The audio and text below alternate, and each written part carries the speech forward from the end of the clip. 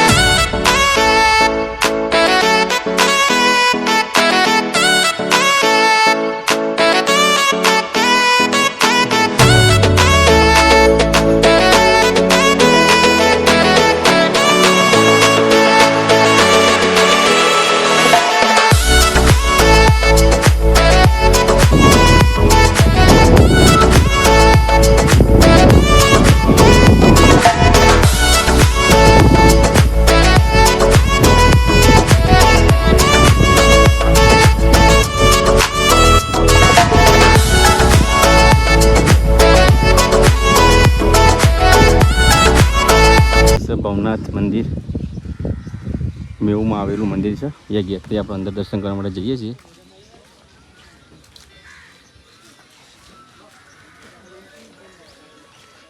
એ parking ને એવું આપેલું છે, એ લોકો ગાડી પાર્ક ને એવું કરે છે. અહીંયાથી આપણે સીધા દર્શન કરવા માટે જઈએ છીએ.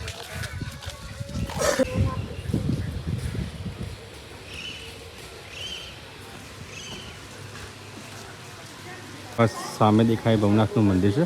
ત્યાં દર્શન કરવા માટે આપણે જઈએ છીએ અને તમને બી દર્શન કરાવીએ.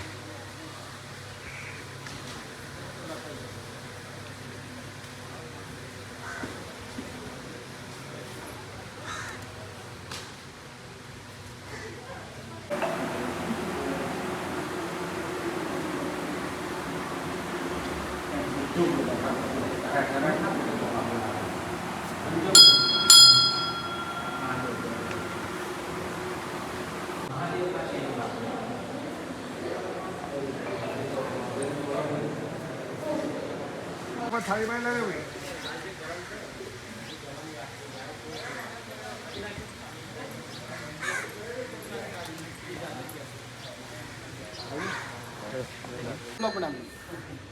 જોરદાર ચાલશે. તમે કહેજો હું એક કરીને તમને ફરવા લઈ જઉં.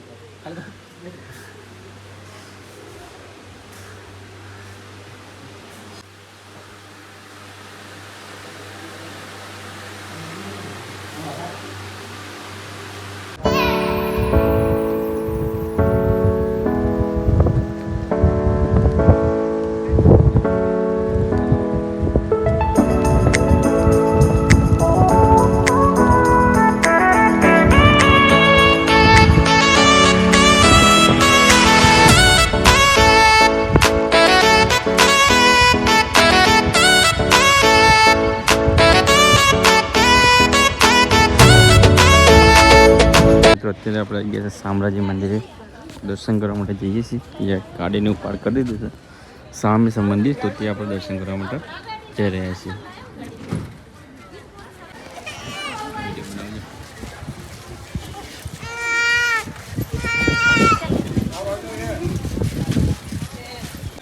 તો શામળાજી મંદિરે આપણે આવી ગયા છે દર્શન કરવા માટે.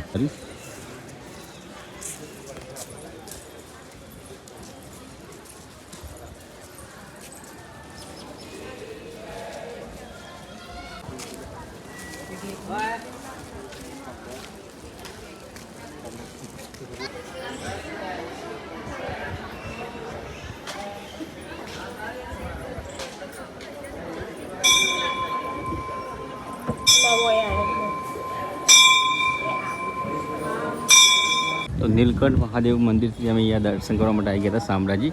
તો મસ્ત એવા દર્શન થયા શામળાજીની અંદર. અંદર ફોટોગ્રાફી વિડીયોગ્રાફી નહોતું અલાઉડ, આપણો ફોટો નથી ઉતારી, પણ બહારથી થોડો ઉતારે છે. તમને બી દર્શન કરાવી દઈએ. મસ્ત મજાના દર્શન થઈ ગયા શામળાજીના.